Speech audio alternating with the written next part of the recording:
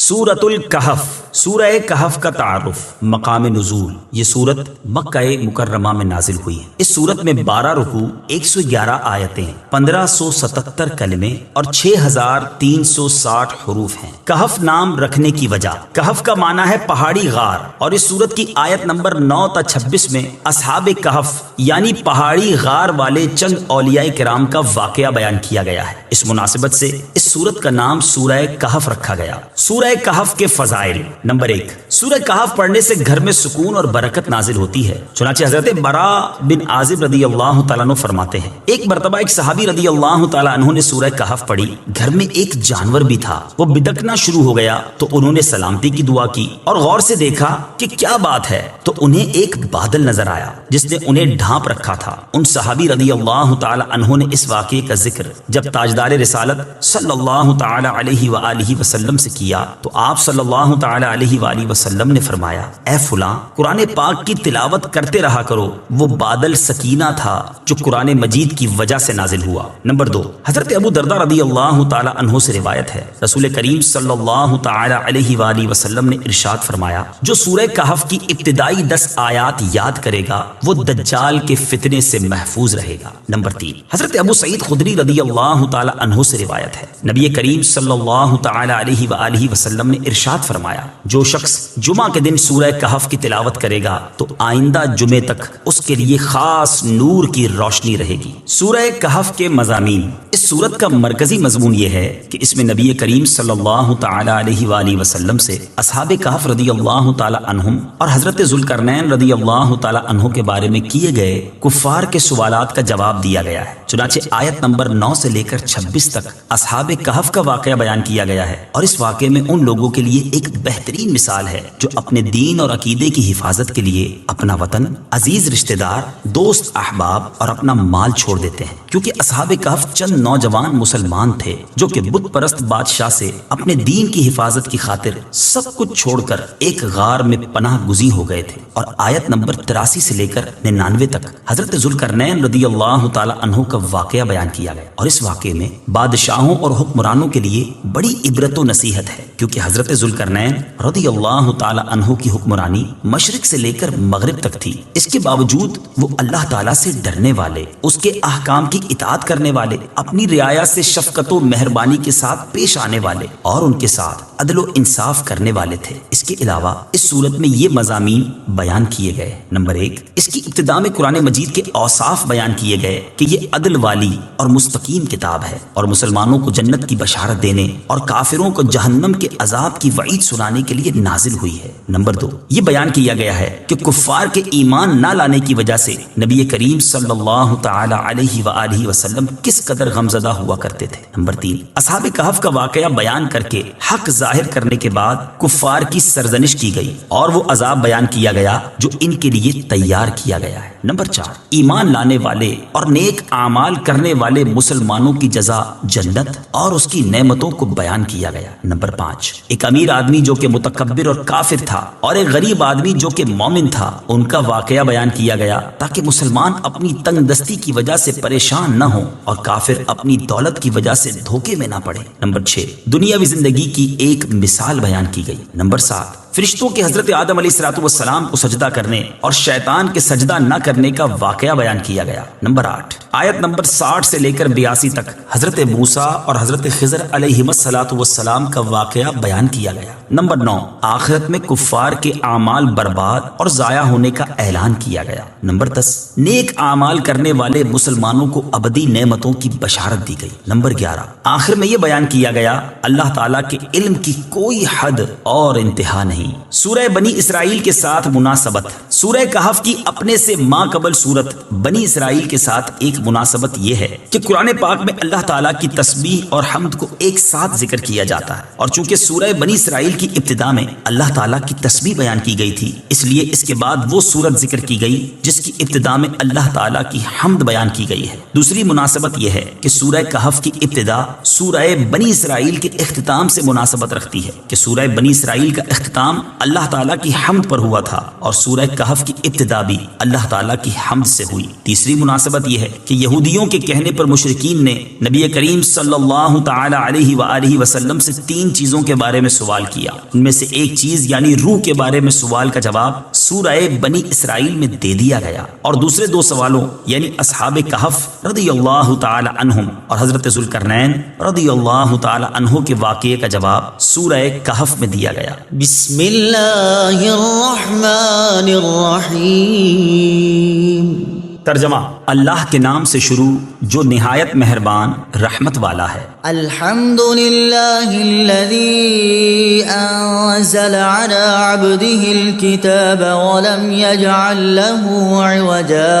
ترجمہ: تمام تعریفیں اس اللہ کے لیے ہیں جس نے اپنے بندے پر کتاب نازل فرمائی اور اس میں کوئی ٹیڑھ نہیں رکھی۔ الحمدللہ، تمام تعریفیں اللہ کے لیے ہیں۔ تفسیر صراط الجنان میں ہے اس سورت کی ابتدا اللہ عز و جل کی حمد، نبی کریم صلی اللہ تعالی علیہ وسلم کی عظمت اور قرآن پاک کی شان سے کی گئی ہے۔ چنانچہ ارشاد فرمایا کہ تمام تعریفیں اس اللہ عز و جل کے لیے ہیں جس نے اپنے بندے محمد مصطفیٰ صلی اللہ تعالی علیہ وآلہ وسلم پر کتاب یعنی قرآن نازل فرمایا، جو اس کی بہترین نعمت اور بندوں کے لیے نجات و فلاح کا سبب ہے، اور اس قرآن میں کوئی ٹیڑھ نہیں رکھی، یعنی نہ کوئی لفظی خرابی، نہ معنوی، نہ اس کی آیتوں میں آپس میں اختلاف ہے اور نہ تضاد۔ آیت الحمدللہ الذی انزل سے حاصل ہونے والی معلومات۔ اس آیت سے 2 باتیں معلوم ہوئیں۔ نمبر 1، اس آیت میں نبی کریم صلی اللہ تعالی علیہ وآلہ وسلم کو اللہ تعالیٰ نے اپنا بندہ فرمایا۔ اس سے معلوم ہوا کہ رسول کی شان اس میں ہے کہ اسے اللہ تعالیٰ کا بندہ کہا جائے،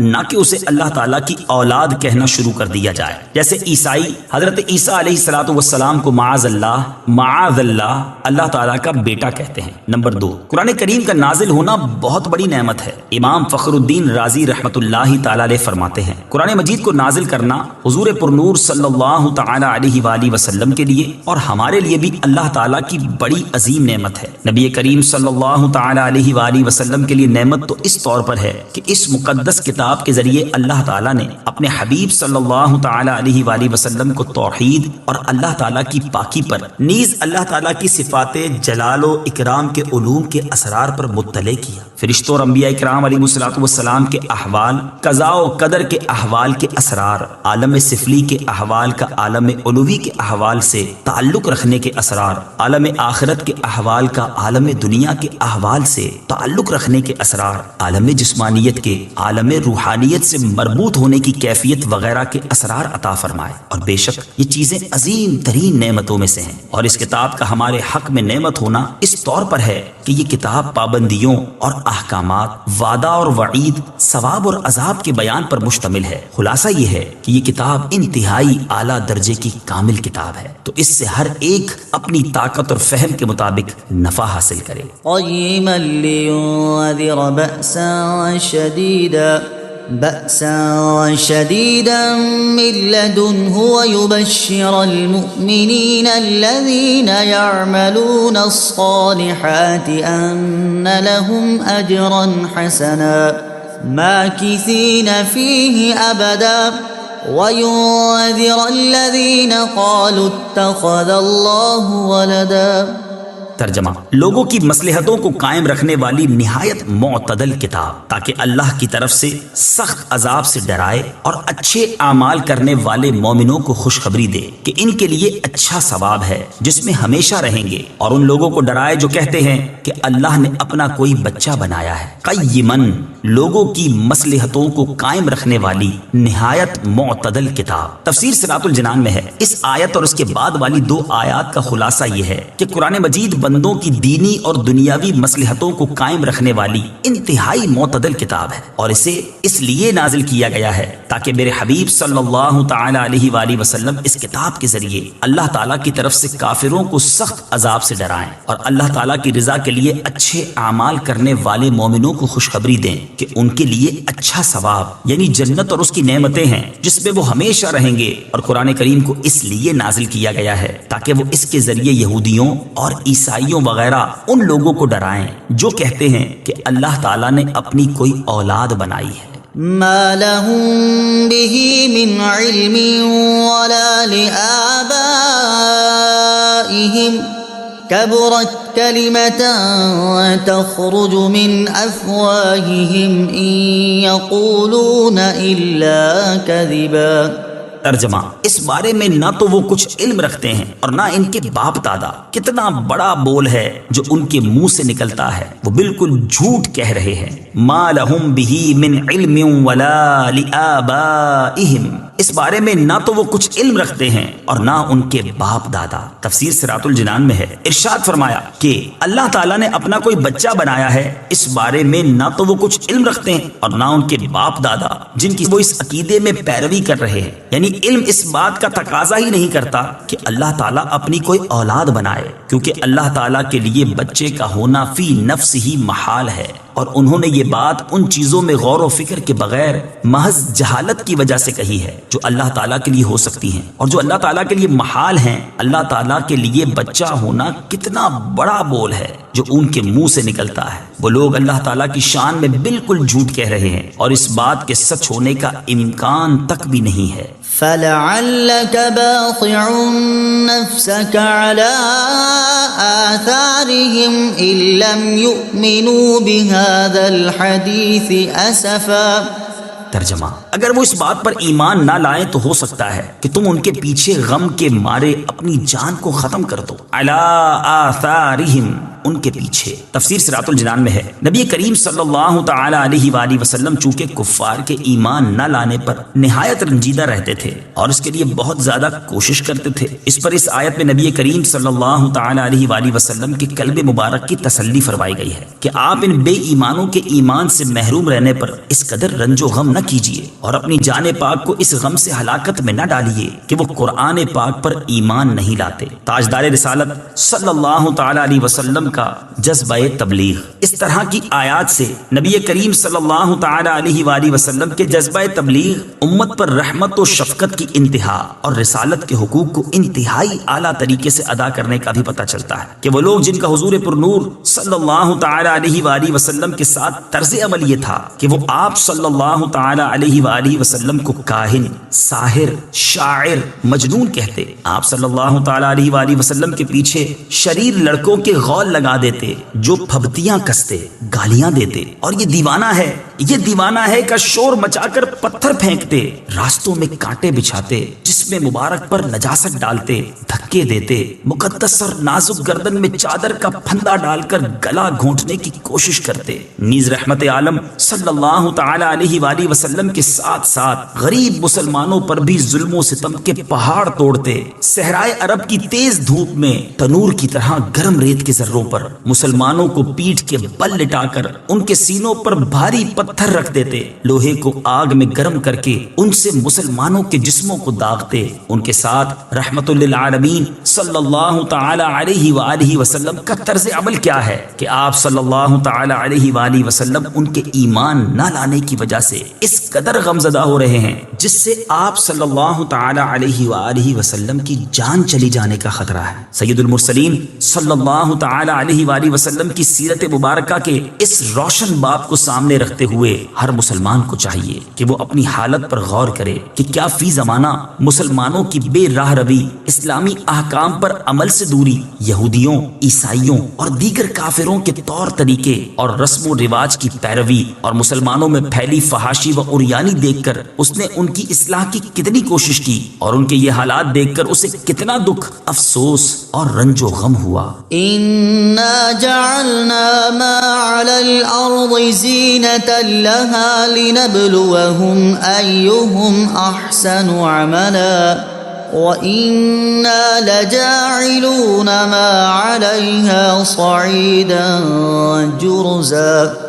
ترجمہ، بے شک ہم نے زمین پر موجود چیزوں کو زمین کے لیے زینت بنایا تاکہ ہم انہیں آزمائیں کہ ان میں عمل کے اعتبار سے کون اچھا ہے، اور بے شک جو کچھ زمین پر ہے ہم اسے خشک میدان بنا دیں گے۔ زینت لہا، زمین کے لیے زینت۔ تفسیر صراط الجنان میں ہے، آیت میں فرمایا گیا کہ ہم نے زمین پر موجود چیزوں کو زمین کے لیے زینت بنایا ہے، خواہ وہ حیوان ہو یا نباتات یا معدنیات یا نہریں اور دریا وغیرہ، اور ان چیزوں کو پیدا کرنے کا مقصد یہ ہے کہ ہم لوگوں کو آزمائیں کہ ان میں عمل کے اعتبار سے کون اچھا ہے اور کون زہد و تقوی اختیار کرتا ہے اور محرمات و ممنوعات سے بچتا ہے۔ صعیداً جرزا، خشک میدان۔ تفسیر صراط الجنان میں ہے، اس آیت میں دنیا کی ناپائیداری اور قابل فنا ہونے کو بیان فرمایا ہے کہ جو کچھ زمین پر ہے قیامت کے دن وہ سب کا سب خشک میدان کی طرح بنا دیا جائے گا، جس پر کوئی رونق نہیں ہوگی، اور زمین کو اس کے آباد ہونے کے بعد ویران کر دیا جائے گا، اور حیوانات، نباتات اور اس کے علاوہ جو بھی چیزیں اس کے لیے باعث زینت تھیں ان میں سے کچھ بھی باقی نہ رہے گا، لہٰذا ایسی فانی چیز سے کیا دل لگانا۔ دنیا کی محبت کم کرنے کا عمدہ طریقہ، دنیا کی محبت دور کرنے کا سب سے عمدہ طریقہ یہی ہے کہ اس کی فنائیت میں غور کیا جائے۔ آدمی جتنا اس میں غور کرتا جاتا ہے اتنی ہی دنیا کی محبت اس کے دل سے کم ہوتی جاتی ہے۔ دنیا کی محبت کم کرنے کے لیے امام غزالی رحمت اللہ تعالی علیہ کے کلام سے اسی آیت سے متعلقہ کچھ کلام پیش کیا جاتا ہے۔ چنانچہ آپ رحمت اللہ تعالی علیہ فرماتے ہیں، جو شخص دنیا میں آتا ہے اس کی مثال ایسی ہے جیسے کسی میزبان کے پاس کوئی مہمان ہو اور اس میزبان کی یہ عادت ہو کہ ہمیشہ مہمانوں کے لیے مکان آراستہ رکھتا ہو، لہٰذا اس نے مہمانوں کو یکے بعد دیگرے بلا کر ان کے سامنے انتہائی خوبصورت برتنوں میں عمدہ ڈشیں سجائیں، چاندی کی انگیٹھیوں میں عود اور اگربتیاں سلگائیں، کمروں میں اعلیٰ قسم کا اسپرے کروایا تاکہ مہمانوں کے دماغ معطر رہیں اور خوب فرحت و سکون پائیں۔ عقل مند مہمان ان جملہ لوازمات سے خوب لطف اندوز ہوتا ہے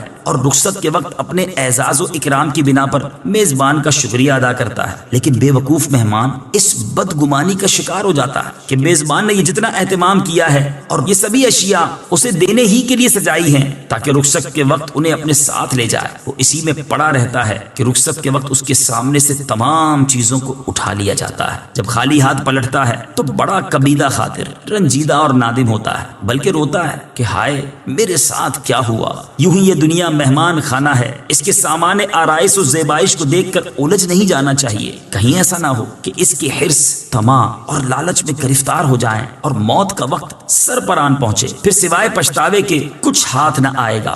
دنیا کو تو کیا جانے، یہ بس کی گانٹ ہے ہر رافع، صورت دیکھو ظالم کی تو کیسی بھولی بھالی ہے، شہد دکھائے، زہر پلائے، قاتل ڈائن شوہر کش، اس مردار پہ کیا للچایا، دنیا دیکھی بھالی ہے۔ ام حسبت ان اصحاب الكهف والرقيم كانوا من آياتنا عجبا اذ اوى الفتية الى الكهف فقالوا ربنا آتنا من لدنك رحمة وهيئ لنا من امرنا رشدا۔ ترجمہ، کیا تمہیں معلوم ہوا کہ پہاڑی غار اور جنگل کے کنارے والے وہ ہماری نشانیوں میں سے ایک عجیب نشانی تھے۔ جب ان نوجوانوں نے ایک غار میں پناہ لی پھر کہنے لگے، اے ہمارے رب، ہمیں اپنے پاس سے رحمت عطا فرما اور ہمارے لیے ہمارے معاملے میں ہدایت کے اسباب مہیا فرما۔ ام حسبتا، کیا تمہیں معلوم ہوا؟ تفسیر صراط الجنان میں ہے، یہاں سے اصحاب کہف کا واقعہ شروع ہوتا ہے اور اسے اللہ عز و جل نے اپنی عجیب و غریب نشانیوں میں سے ایک نشانی قرار دیا، کیونکہ اس واقعے میں بہت سی نصیحتیں اور حکمتیں ہیں۔ حضرت عبداللہ بن عباس رضی اللہ تعالی عنہما نے فرمایا کہ رقیم اس وادی کا نام ہے جس میں اصحاب کہف ہیں۔ اذ اول فتیۃ الی الکہف، جب ان نوجوانوں نے غار میں پناہ لی۔ تفسیر صراط الجنان میں ہے، ارشاد فرمایا کہ جب ان نوجوانوں نے اپنی کافر قوم سے اپنا ایمان بچانے کے لیے ایک غار میں پناہ لی اور اللہ عز و جل کی بارگاہ میں دعا کی، اے ہمارے رب عز و جل، ہمیں اپنے پاس سے رحمت عطا فرما اور ہدایت و نصرت اور رزق و مغفرت اور دشمنوں سے امن عطا فرما اور ہمارے لیے ہمارے معاملے میں ہدایت کے اسباب مہیا فرما۔ اصحاب کہف کے متعلق قوی ترین قول یہ ہے کہ وہ 7 حضرات تھے، اگرچہ ان کے ناموں میں کسی قدر اختلاف ہے، لیکن حضرت عبداللہ ابن عباس رضی اللہ تعالی عنہما کی روایت پر جو خازن میں ہے ان کے نام یہ ہیں: مکس لمینا، یملیخا، مرتونس، بینونس، ساری نونس، ذنوانس، کشفیت تنونس، اور ان کے کتے کا نام کتمیر ہے۔ اصحاب کہف کے ناموں کی برکت، اصحاب کہف کے نام بڑے بابرکت ہیں اور اکابر بزرگان دین نے ان کے فوائد و خواص بیان کیے ہیں۔ چنانچہ فرماتے ہیں کہ اگر یہ اسماء لکھ کر دروازے پر لگا دیے جائیں تو مکان جلنے سے محفوظ رہتا ہے، سرمایہ پر رکھ دیے جائیں تو چوری نہیں ہوتا، کشتی یا جہاز ان کی برکت سے غرق نہیں ہوتا، بھاگا ہوا شخص ان کی برکت سے واپس آ جاتا ہے، کہیں آگ لگی ہو اور یہ اسماء کپڑے کپڑے میں لپیٹ کر ڈال دیے جائیں تو وہ بجھ جاتی ہے۔ بچے کے رونے، باری کے بخار، درد سر، الصبیان یعنی خاص قسم کے دماغی جھٹکے اور دورے، خشکی و تری کے سفر میں جان و مال کی حفاظت، عقل کی تیزی اور قیدیوں کی آزادی کے لیے یہ اسما لکھ کر تعویذ کی طرح بازو میں باندھے جائیں۔ اصحاب کہف کا واقعہ، اکثر مفسرین کے نزدیک اصحاب کہف رضی اللہ تعالی عنہم کا واقعہ حضرت عیسیٰ علیہ السلام کے آسمان پر تشریف لے جانے کے بعد رونما ہوا، اور بعض مفسرین کے نزدیک یہ واقعہ حضرت عیسیٰ علیہ السلام سے پہلے کا ہے، اور اس کا ذکر اہل کتاب کی مذہبی کتابوں میں موجود ہے، اور اسی وجہ سے یہودیوں نے بڑی توجہ کے ساتھ ان کے حالات محفوظ رکھے۔ بہرحال یہ واقعہ کس زمانے میں رونما ہوا اس کی اصل حقیقت اللہ تعالیٰ ہی بہتر جانتا ہے، البتہ ہم یہاں معتبر مفسرین کی طرف سے بیان کردہ اس واقعے کی بعض تفصیلات کا خلاصہ ذکر کرتے ہیں۔ چنانچہ مفسرین کے بیان کے مطابق اصحاب کہف افسوس نامی ایک شہر کے شرفاء و معززین میں سے ایماندار لوگ تھے۔ ان کے زمانے میں دقیانوس نامی ایک بڑا جابر بادشاہ تھا جو لوگوں کو بت پرستی پر مجبور کرتا، اور جو شخص بھی بت پرستی پر راضی نہ ہوتا اسے قتل کر ڈالتا تھا۔ دقیانوس بادشاہ کے جبر و ظلم سے اپنا ایمان بچانے کے لیے اصحاب کہف بھاگے اور قریب کے پہاڑ میں غار کے اندر پناہ گزین ہوئے، وہاں سو گئے اور 300 برس سے زیادہ عرصے تک اسی حال میں رہے۔ بادشاہ کو جستجو سے معلوم ہوا کہ وہ ایک غار کے اندر ہیں، تو اس نے حکم دیا کہ غار کو ایک سنگین دیوار کھینچ کر بند کر دیا جائے تاکہ وہ اس میں مر کر رہ جائیں اور وہ ان کی قبر ہو جائے، یہی ان کی سزا ہے۔ حکومتی عملے میں سے یہ کام جس کے سپرد کیا گیا وہ نیک آدمی تھا، اس نے ان اصحاب کے نام، تعداد اور پورا واقعہ رانگ کی تختی پر کندہ کرا کر تانبے کے صندوق میں دیوار کی بنیاد کے اندر محفوظ کر دیا، اور یہ بھی بیان کیا گیا ہے کہ اسی طرح کی ایک تختی شاہی خزانے میں بھی محفوظ کرا دی گئی۔ کچھ عرصہ بعد دقیانوس ہلاک ہوا، زمانے گزرے، سلطنتیں بدلی، یہاں تک کہ ایک نیک بادشاہ فرما روا ہوا جس کا نام بیدروس تھا، اور اس نے 68 سال حکومت کی۔ اس کے دور حکومت میں ملک میں فرقہ بندی پیدا ہوئی، اور بعض لوگ مرنے کے بعد اٹھنے اور قیامت آنے کے منکر ہو گئے۔ بادشاہ ایک تنہا مکان میں بند ہو گیا، اور اس نے گریہ وزاری سے بارگاہ الہی میں دعا کی کہ یا رب عز و جل کوئی ایسی نشانی ظاہر فرما جس سے مخلوق کو مردوں کے اٹھنے اور قیامت آنے کا یقین حاصل ہو جائے۔ اسی زمانے میں ایک شخص نے اپنی بکریوں کے لیے آرام کی جگہ حاصل کرنے کے واسطے اسی غار کو تجویز کیا، اور کچھ لوگوں کے ساتھ مل کر دیوار کو گرا دیا۔ دیوار گرنے کے بعد کچھ ایسی ہیبت طاری ہوئی کہ گرانے والے بھاگ گئے۔ اصحاب کہف اللہ تعالیٰ کے حکم سے فرحاں و شاداں اٹھے، چہرے شگفتہ، طبیعت خوش، زندگی کی تر و تازگی موجود۔ ایک نے دوسرے کو سلام کیا اور نماز کے لیے کھڑے ہو گئے۔ نماز سے فارغ ہو کر یملیخا سے کہا کہ آپ جائیے اور بازار سے کچھ کھانے کو بھی لائیے، اور یہ بھی خبر لائیے کہ دقیانوس بادشاہ کا ہم لوگوں کے بارے میں کیا ارادہ ہے۔ وہ بازار گئے تو انہوں نے شہر پناہ کے دروازے پر اسلامی علامت دیکھی، اور وہاں نئے نئے لوگ پائے۔ یہ دیکھ کر انہیں تعجب ہوا کہ یہ کیا معاملہ ہے، کل تک تو کوئی شخص اپنا ایمان ظاہر نہیں کر سکتا تھا، جبکہ آج اسلامی علامتیں شہر پناہ پر ظاہر ہیں۔ پھر کچھ دیر بعد آپ تندور والے کی دکان پر گئے اور کھانا خریدنے کے لیے اسے دقیانوسی سکے کا روپیہ دیا جس کا رواج صدیوں سے ختم ہو گیا تھا، اور اسے دیکھنے والا بھی کوئی باقی نہ رہا تھا۔ بازار والوں نے خیال کیا کہ کوئی پرانا خزانہ ان کے ہاتھ آ گیا ہے، چنانچہ وہ انہیں پکڑ کر حاکم کے پاس لے گئے۔ وہ نیک شخص تھا، اس نے بھی ان سے دریافت کیا کہ خزانہ کہاں ہے۔ انہوں نے کہا خزانہ کہیں نہیں ہے، یہ روپیہ ہمارا اپنا ہے۔ حاکم نے کہا یہ بات کسی طرح قابل یقین نہیں، کیونکہ اس میں جو سال لکھا ہوا ہے وہ 300 برس سے زیادہ کا ہے، اور آپ نوجوان ہیں، ہم لوگ بوڑھے ہیں، ہم نے تو کبھی یہ سکہ دیکھا ہی نہیں۔ آپ نے فرمایا میں جو دریافت کروں وہ ٹھیک ٹھیک بتاؤ تو عقدہ حل ہو جائے گا۔ یہ بتاؤ کہ دقیانوس بادشاہ کس حال و خیال میں ہے۔ حاکم نے کہا آج روئے زمین پر اس نام کا کوئی بادشاہ نہیں، سینکڑوں برس پہلے ایک بے ایمان بادشاہ اس نام کا گزرا ہے۔ آپ نے فرمایا کل ہی تو ہم اس کے خوف سے جان بچا کر بھاگے ہیں، اور میرے ساتھی قریب کے پہاڑ میں غار کے اندر پناہ گزین ہے، چلو میں تمہیں ان سے ملا دوں۔ حاکم اور شہر کے سردار اور ایک کثیر مخلوق ان کے ہمراہ غار کے کنارے پہنچ گئے۔ اصحاب کہف یملیخا کے انتظار میں تھے۔ جب انہوں نے کثیر لوگوں کے آنے کی آواز سنی تو سمجھے کہ یملیخا پکڑے گئے اور دقیانوسی فوج ہماری جستجو میں آ رہی ہے، چنانچہ وہ اللہ عز و جل کی حمد میں مشغول ہو گئے۔ اتنے میں شہر کے لوگ پہنچ گئے اور یملیخا نے بقیہ حضرات کو تمام قصہ سنایا۔ ان حضرات نے سمجھ لیا کہ ہم اللہ تعالیٰ کے حکم سے اتنا طویل زمانہ سوئے رہے، اور اب اس لیے اٹھائے گئے ہیں کہ لوگوں کے لیے موت کے بعد زندہ کیے جانے کی دلیل اور نشانی بنے۔ جب حاکم شہر غار کے کنارے پہنچا تو اس نے تانبے کا صندوق دیکھا، اس کو کھلوایا تو تختی برآمد ہوئی۔ اس تختی میں ان اصحاب کے اسماء اور ان کے کتے کا نام لکھا تھا۔ یہ بھی لکھا تھا کہ یہ جماعت اپنے دین کی حفاظت کے لیے دقیانوس کے ڈر سے اس غار میں پناہ گزین ہوئی۔ دقیانوس نے خبر پا کر ایک دیوار سے انہیں غار میں بند کر دینے کا حکم دیا۔ ہم یہ حال اس لیے لکھتے ہیں تاکہ جب کبھی یہ غار کھلے تو لوگ ان کے حال پر مطلع ہو جائیں۔ یہ تختی پڑھ کر سب کو تعجب ہوا اور لوگ اللہ عز و جل کی حمد و ثنا بجا لائے کہ اس نے ایسی نشانی ظاہر فرما دی جس سے موت کے بعد اٹھنے کا یقین حاصل ہوتا ہے۔ حاکم شہر نے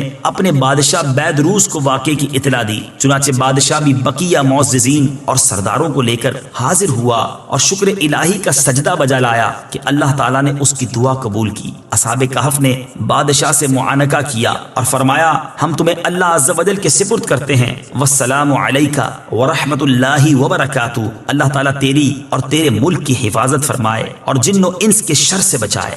بادشاہ کھڑا ہی تھا کہ وہ حضرات اپنے خوابگاہوں کی طرف واپس ہو کر مصروف خواب ہوئے اور اللہ تعالیٰ نے انہیں وفات دے دی۔ بادشاہ نے سال کے صندوق میں ان کے اجساد کو محفوظ کیا اور اللہ تعالیٰ نے روب سے ان کی حفاظت فرمائی کہ کسی کی مجال نہیں کہ وہاں پہنچ سکے۔ بادشاہ نے سر غار مسجد بنانے کا حکم دیا اور ایک خوشی کا دن معین کر دیا کہ ہر سال لوگ عید کی طرح وہاں آیا کریں۔ اس سے معلوم ہوا کہ صالحین میں عرس کا معمول قدیم سے ہے۔ فضربنا على آذانهم في الكهف سنين عددا ثم بعثناهم لنعلم أي الحزبين أحصى لما لبثوا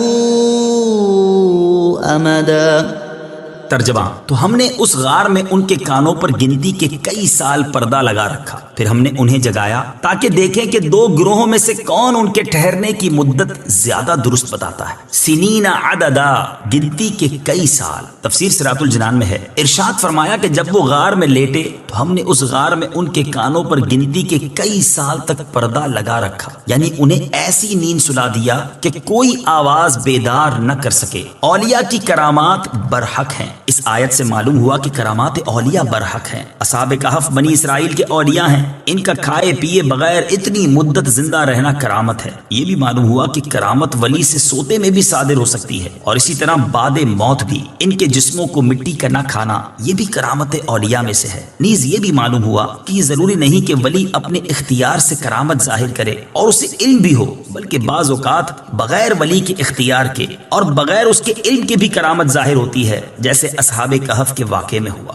ثم بعثناہم، پھر ہم نے انہیں جگایا۔ تفسیر صراط الجنان میں ہے، ارشاد فرمایا کہ پھر ہم نے اصحاب کہف کو 309 سال کی نیند کے بعد جگایا تاکہ دیکھیں کہ ان کے سونے کی مدت کے بارے میں اختلاف کرنے والے دو گروہوں میں سے کون ان کے ٹھہرنے کی مدت زیادہ درست بتاتا ہے۔ نحن نقص عليك نبأهم بالحق إنهم فتية آمنوا بربهم وزدناهم هدى وربطنا على قلوبهم إذ قاموا فقالوا ربنا رب السماوات والأرض لن ندعو من دونه إلها لقد قلنا إذا شططا هؤلاء قومنا اتخذوا من دونه آلهة لولا يأتون عليهم بسلطان بين فمن أظلم ممن افترى على الله كذبا وَإِذِ اعْتَزَلْتُمُوهُمْ وَمَا يَعْبُدُونَ إِلَّا اللَّهَ فَأْوُوا إِلَى الْكَهْفِ يَنشُرْ لَكُمْ رَبُّكُمْ مِنْ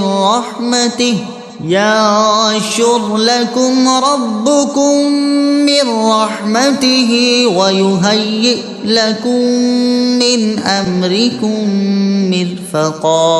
ترجمہ: ہم آپ کے سامنے ان کا ٹھیک ٹھیک حال بیان کرتے ہیں۔ بے شک وہ کچھ جوان تھے جو اپنے رب پر ایمان لائے اور ہم نے ان کی ہدایت میں اضافہ کر دیا، اور ہم نے ان کے دلوں کو قوت عطا فرمائی۔ جب وہ کھڑے ہو گئے تو کہنے لگے، ہمارا رب وہ ہے جو آسمانوں اور زمین کا رب ہے، ہم اس کے سوا کسی معبود کی عبادت ہرگز نہیں کریں گے۔ اگر ہم ایسا کریں تو اس وقت ہم ضرور حد سے بڑی ہوئی بات کہنے والے ہوں گے۔ یہ ہماری قوم ہے، انہوں نے اللہ کے سوا اور معبود بنا رکھے ہیں، یہ ان پر کوئی روشن دلیل کیوں نہیں لاتے؟ تو اس سے بڑھ کر ظالم کون جو اللہ پر جھوٹ باندھے۔ اور آپس میں کہا، جب تم ان لوگوں سے اور اللہ کے سوا جن کو یہ پوچھتے ہیں ان سے جدا ہو جاؤ تو غار میں پناہ لو، تمہارا رب تمہارے لیے اپنی رحمت پھیلا دے گا اور تمہارے کام میں تمہارے لیے آسانی مہیا کر دے گا۔ اذ قاموا فقالوا، جب وہ کھڑے ہو گئے تو کہنے لگے۔ تفسیر صراط الجنان میں ہے، انہوں نے اپنی بات دقیانوس بادشاہ کے سامنے کی جب اس نے انہیں اپنے دربار میں بلا کر بتوں کی عبادت نہ کرنے پر باز پرس کی تھی۔ وَإِذِ اعْتَزَلْتُمُوهُمْ، اور جب تم ان لوگوں سے جدا ہو جاؤ۔ تفسیر صراط الجنان میں ہے، یہاں سے جو کلام ہے یہ ان حضرات کا آپس میں تھا، انہوں نے ایک دوسرے سے کہا کہ اس کافر قوم میں نہ رہو بلکہ ان سے جدا ہو جاؤ اور جا کر کہیں کسی گوشے میں چھپ جاؤ جہاں ان کے فتنے سے بچ کر اللہ عز و جل کی عبادت کیا کریں۔ ہم کو امید ہے کہ اللہ تعالی ہمیں گوشائے عافیت ضرور دے گا۔ فتنوں کے زمانے میں ایمان کی حفاظت کا ذریعہ، اس سے معلوم ہوا کہ فتنوں کے زمانے میں خلقت سے علیحدگی اپنے ایمان کی حفاظت کا ذریعہ ہے۔ احادیث مبارکہ میں بھی یہی فرمایا گیا ہے۔ چنانچہ حضرت ابو سعید خدری رضی اللہ تعالی عنہ سے روایت ہے، رسول اللہ صلی اللہ تعالی علیہ وآلہ وسلم نے ارشاد فرمایا، ان قریب مسلمان کا بہترین مال وہ بکریاں ہوں گی جنہیں لے کر یہ پہاڑ کی چوٹیوں اور برساتی مقامات پر چلا جائے گا، کیونکہ وہ اپنے دین کو بچانے کی خاطر فتنوں سے بھاگ رہا ہوگا۔ حضرت ابو ہریرہ رضی اللہ تعالیٰ عنہ سے روایت ہے، حضور اقدس صلی اللہ تعالیٰ علیہ وسلم نے ارشاد فرمایا، ان قریب فتنے کھڑے ہوں گے جن میں بیٹھا ہوا شخص کھڑے سے اچھا رہے گا اور کھڑا ہوا چلنے والے سے اچھا رہے گا اور چلنے والا دوڑنے والے سے اچھا رہے گا۔ جو اس فتنے کی طرف جھانکے گا تو وہ اسے بھی اپنی لپیٹ میں لے لے گا۔ ان دنوں جس کو بچاؤ کی کوئی جگہ یا پناہ گاہ ملے تو اسے اس میں پناہ لے لینی چاہیے۔ حضرت ابو بکرہ رضی اللہ تعالی عنہ سے روایت ہے، رسول اکرم صلی اللہ تعالی علیہ وآلہ وسلم نے ارشاد فرمایا، ان قریب فتنے ہوں گے، خبردار پھر فتنے ہوں گے، پھر وہ فتنے ہوں گے کہ ان میں بیٹھا ہوا چلتے ہوئے سے بہتر ہوگا اور چلتا ہوا دوڑتے ہوئے سے بہتر ہوگا۔ آگاہ رہو کہ جب وہ فتنے واقع ہوں تو جس کے پاس اونٹ ہوں وہ اونٹوں سے مل جائے۔